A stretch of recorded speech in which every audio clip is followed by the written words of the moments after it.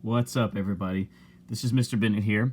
We're looking at a few triangles where we're missing some angles, and we know they're all three right triangles, and we have some side measures that we can use to help us find those missing angles, and that's actually going to be done with trig. So remember, we use our mnemonic device SOHCAHTOA.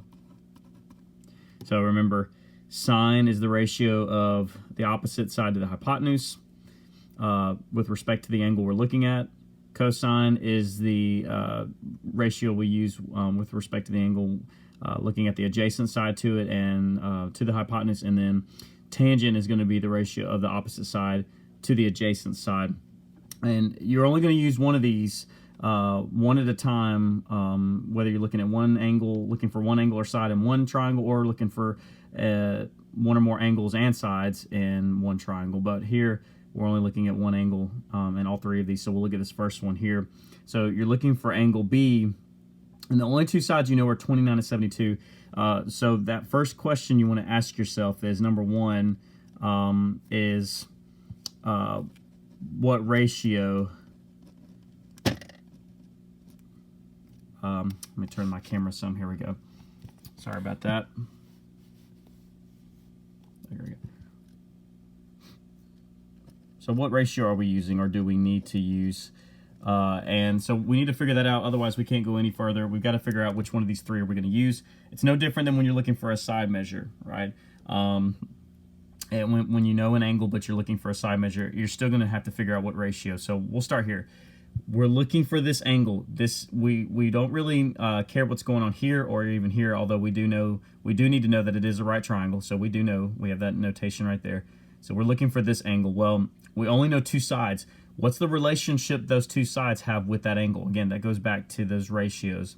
So you're looking at this side here, and then this side right there, right, the 72. So, well, it's 29 adjacent to this angle here. In other words, is this side next to that angle? Well, no, these two sides are the sides that create angle X. This side has nothing to do with the creation of that angle X. So this side is not adjacent. It's obviously not the hypotenuse because it's not across from the 90-degree angle. So that means it has to be the opposite side. So 29 from the perspective of this angle is the opposite side. Well, 72 is adjacent to X, but more specifically, or more importantly, it's the hypotenuse. It's across from the right angle. So that is going to be labeled the hypotenuse, or H. So we have O and H. Well, there's only one up here that has O and H, and it's that one. So we need to use sine to find the missing angle here, X. So even though we don't know what the angle is, we do know it's X. So sine of X, okay, that the trig function here, or ratio sine of X, is the ratio of, again, the opposite to the hypotenuse, opposite side to the hypotenuse. And again, a ratio, we typically write them as a fraction. In this case, your opposite side you labeled as 29, and your hypotenuse is 72. Well, we're not going to divide, right? This isn't multiplication here. This is sine of X, right? So it's not sine times X, it's sine of X. This whole thing represents one value, right? It's not sine is some value and X is some other value. It's sine of X. That makes up one entire value or quantity, right? So the only way we can undo this to actually solve for X is, this is where you want to take the inverse of sine on both sides. And that's how you undo sine here. So really we can rewrite this as, if you take the inverse of sine inverse of both sides, is X is sine inverse, right? There that little negative one comes in, 29 over 72. So in other words, whatever you get when you set it up here, you're just going to do sine inverse of this. Or if it was cosine, cosine inverse. Or tangent, tan inverse of that fraction. So no matter what it is, no matter which one of the three you're using here, if you're looking for the angle, you'll always do the inverse to undo it. Okay, so we kind of skipped a step or two here, but it's just a nice little quick shortcut. Okay, but you notice X is now by itself, and essentially the sign has been moved over when really we just took the sine inverse of both sides. And whatever you get in your calculator is what you should get for your answer. And I actually don't have my, well, let's see, did I have my calculator with me in here? No, I need to run and grab it. Give me a second.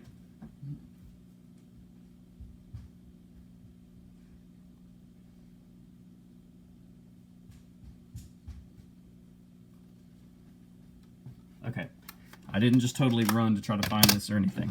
So we have, put it down here, hopefully you can see it. So there we go, and we're doing sine inverse, so there's your sine, but we don't want sine, we want sine inverse, so it's the green one, or the lime green one, so you need to hit your second key, sine inverse, and then just type your fraction in. You can use the fraction key here, or you can just use division. Either one of those is going to give you your fraction. And we got 29, I'm just going to divide it by, it doesn't matter, 72, doesn't matter, you can use that one. Sine inverse, so again, make sure you've got the negative there, oops. And you roughly get 23.75. But I think the question asks you to round it up to the nearest degree. Well, 0.75, or 0.7 rather, is going to round up to 24. So really, x is roughly 24 degrees. And that's it. So that angle right there is 24 degrees. And if you had to find that third one, you don't even need to use trig. You know all three of them add up to 180. So subtract 24 and 90 from 180, and that gives you your third missing angle. So you don't even have to use trig to find the third angle. Remember, you can just use the, I think it's like the triangle angles theorem. I can't remember exactly what the theorem's called, but we know all three angles need to add up to 180. Good. So we'll look at a couple more, and hopefully that's going to be it.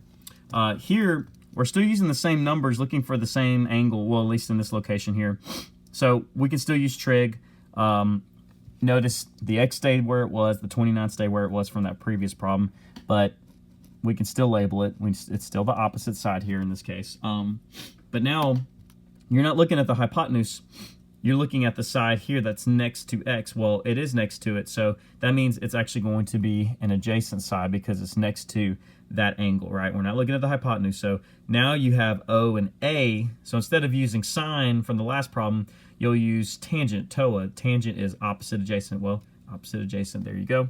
So we need to do tangent of this angle. And the ratio, again, it's O to A. O goes first on top, A goes second on bottom. So O is 29. Oh, pin's going out.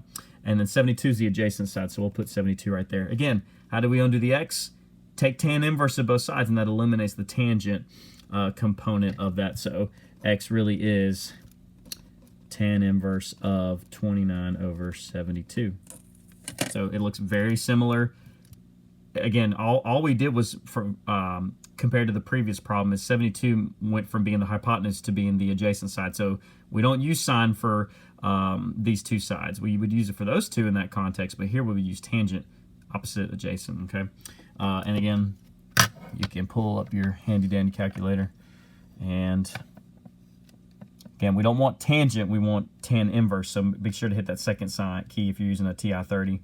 And then tan, and then again, it just still happens to be 29 divided by 72. You don't have to close parentheses in this case. You don't want to. 21.9, which rounds up to 22. So very, very close in terms of degrees with the other one. So when 72 was moved over here to be this length, this angle is approximately 22 degrees. Very close. Well, you're probably going to get a slightly different angle measure here because we don't know what this is. In the last problem, it was 72, but here, now, this is 72. So this side's probably going to have to be larger, right? If one of your legs is 72, this one, the hypotenuse, is going to have to be bigger than 72, right? It's the biggest side of your triangle. So, of course, that angle is going to change and not be necessarily be the same. All right, last one. So this time, they did move the 29 up here.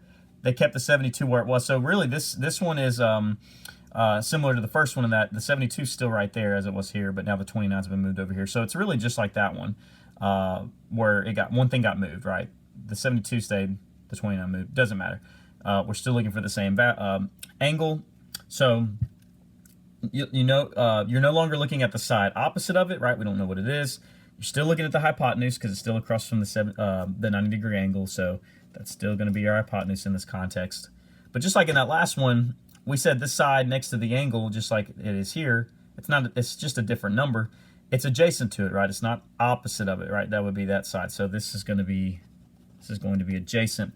So AH, so looks like we're coming full circle here where we've used sine, tangent, and now we're going to have to use cosine because cosine is AH, adjacent hypotenuse, right? So we'll use cosine for that angle. So cosine of that angle right there is the ratio or the fraction of A to H, or A over H, or 29 over 72. And just like the previous two, we need to undo cosine by taking the inverse of that fraction, right? And then again, it's pretty straightforward. As long as you get the setup down or setup correct, you're good. It's just remembering to take the inverse. So nice one easy step. Whereas when you're looking for missing sides, sometimes you have to do quite a few different steps if you're looking for a side. But we're not looking for a side here. We're looking for an angle. So you would always do cosine inverse, or the inverse of whatever the trig function is here. So again, you'll get your calculator out. So again, we want cosine inverse, so make sure to hit the second key. And then, what do you know? It's 29 over 72 again. Not much variation here, but so it gives us a slightly bigger angle, okay?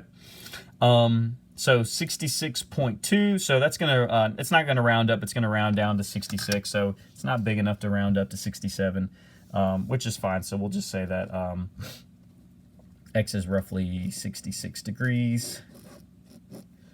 That's it. That's the angle measure right there. So again, it all comes down to where the angles are located, and then what sides do we know. So you need to piece together which one of these three relationships is true based on what they give you, and the rest of it's just using taking the inverse of both sides with your calculator, and then that's how you would get your answer. So again, what ratio? You got to figure out what ratio it is. That's it. There's only three, and they're all three different. Okay, you either have OH, AH, or OA. So only three possible scenarios there. And they're going to give you enough information to figure out which of those three you need to use.